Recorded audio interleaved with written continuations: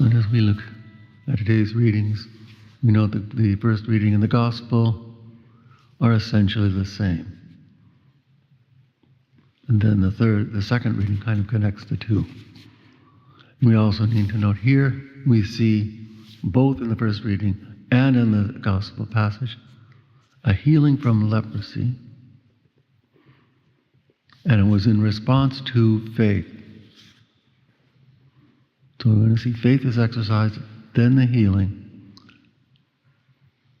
and then giving thanks. The other thing we want to look at as we look at this, right, there is a bodily effect here.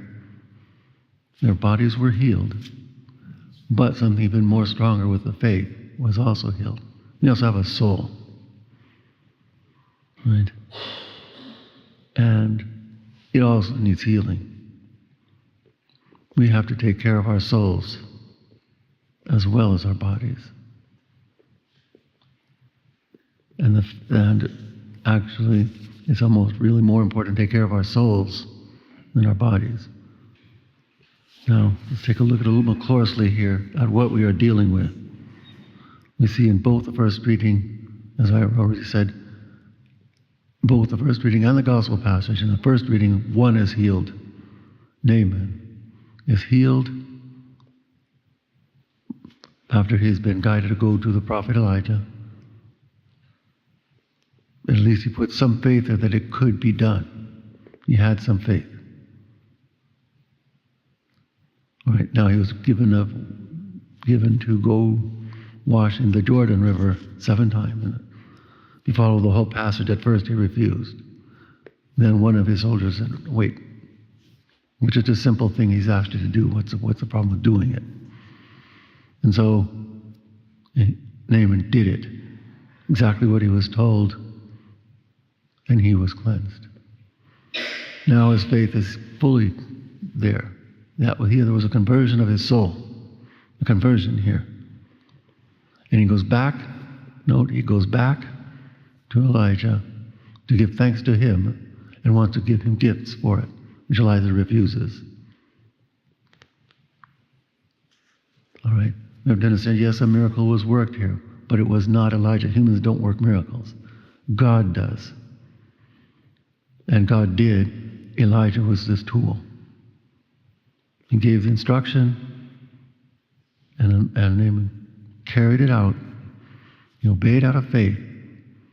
That faith took a little urging, but he did it out of faith that God would work that miracle, and he was completely converted. That's why he asked for those loads of earth to be able to offer sacrifice to God alone, to our Lord. He made a full conversion. And the same thing, now we see at our Lord, in the Gospel passage, our Lord heals the 10 lepers. Now, note how he does it. They simply cry out, first of all, in a loud voice. They're acknowledging their need for God's help. They're exercising a little faith here. And our Lord responds. They're crying out in a loud voice. That's important too. They're crying out in a loud voice. Actually, they're calling out for his mercy. First, Jesus, Master, have pity on us. They're calling out for his mercy. And our Lord simply says, go. No, they weren't healed immediately. He says, go. Show yourself to the priest. That was necessary to be reintroduced into society, to show that they were cleansed. Now they can be reintroduced into their society. They all go. They don't say another word, they go. They do what they are told, as Our Lady admonished the servants in the wedding feast of the King. They simply did what they were told.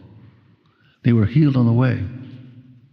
Once they realized they were healed, one, a foreigner, returns to our Lord to give thanks to him, praising God, it says, in a loud voice.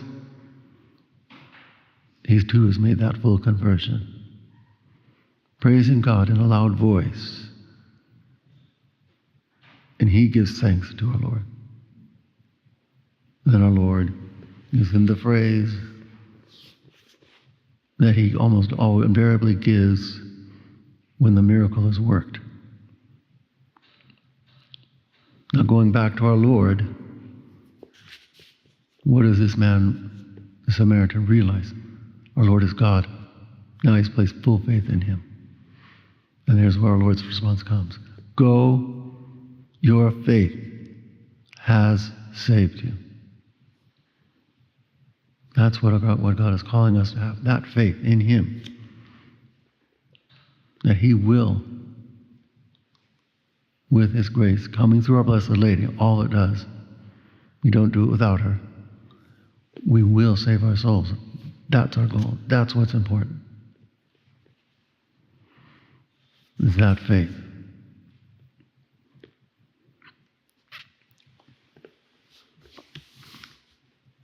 Go, your faith has saved you. See, that's what's going to save us. That, never giving up hope until we're there, and of course, above all, love of God, charity. That will continue forever. Faith will become knowledge once we're there with God. Hope, we'll have achieved what we've hoped for. That will be no more. But charity, love of God, that goes on forever. Right? And that is something we will grow in for all eternity. But that is our goal. That's why we're here now on this earth, to prove ourselves, to prove we have that faith in him. Above all, to grow in that love for him. And never to give up that hope that we will achieve it, but only through him. Only through God. Remember again, it's God who works the miracles. All right? Elijah was only the tool. Our prayers, our prayers, our suffrages, and that's something Paul's going to bring out here in his letter to Timothy. All right? The sacrifices we offer, those are the tools. The weapon Our Lady has given us, the rosary, that's the tool, that's the weapon. We must make use of it. We must pray. We must do as Our Lady bids, what he tells us, what our Lord tells us. That's our faith. Now we're exercising our faith.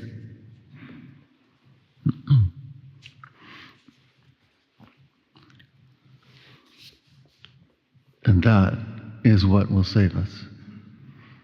Now let's look a little bit here what St. Paul was writing to Timothy here.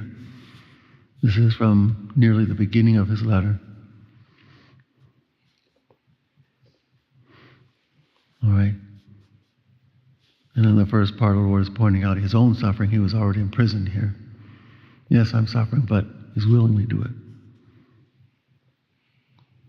And by doing it, he's evangelizing, and he's working towards the salvation of souls, not just his own, but all souls that he's working with. He's doing it from his chains, but he's doing it. God's work is not chained. All right? But we are the instruments, not only for ourselves, but for everyone else. Right? So we bear everything we have to, make every sacrifice we can. Not only are we helping ourselves, but we can use that to help others as well.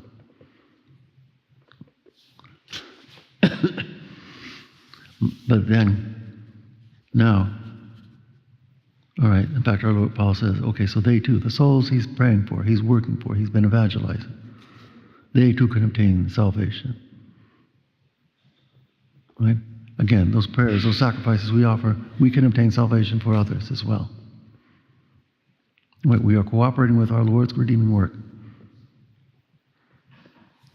in order that we can bring about, and our Lord actually, it's God who brings it about through us. We can bring about the salvation of many more souls, so that all of us can reign in eternal glory. Now, here it gets a little bit more where we have to look carefully. If we have died with him, we shall also live with him. If we do this, we will live with him. If we are willing to even give up our lives for the love of God, we will live with him forever in eternity. That's what's important. If we persevere, we will reign with him. It may seem impossible at times, but if we persevere, we carry on. We never give up that hope. We will save our souls, and we can help save others too. But now what? If we deny him, if we reject him, if we turn away from him, he leaves us on our own. Here Paul says it even stronger. If we deny him, he will deny us. What is happening here? We are turning away from him. He's not turning away from us. We are turning away from him. We say we want it on our own. We don't want you. He leaves us on our own. He won't go against our free will. We have to make that choice. That's what we do with our faith. You can heal us. You can bring us through. That's what we do. We're begging for God's mercy. And how does God respond? He heals us.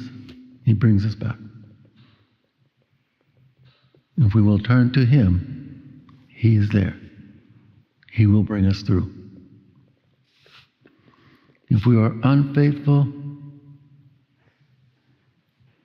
he remains faithful.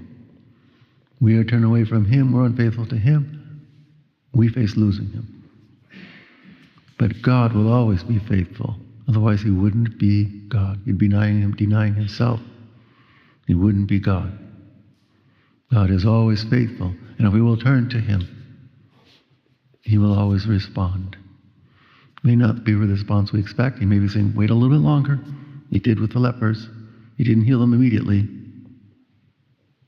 They were healed on their way to the priests. Right? As long as we never give up that hope and never give up that faith, he will heal us. He will bring us through.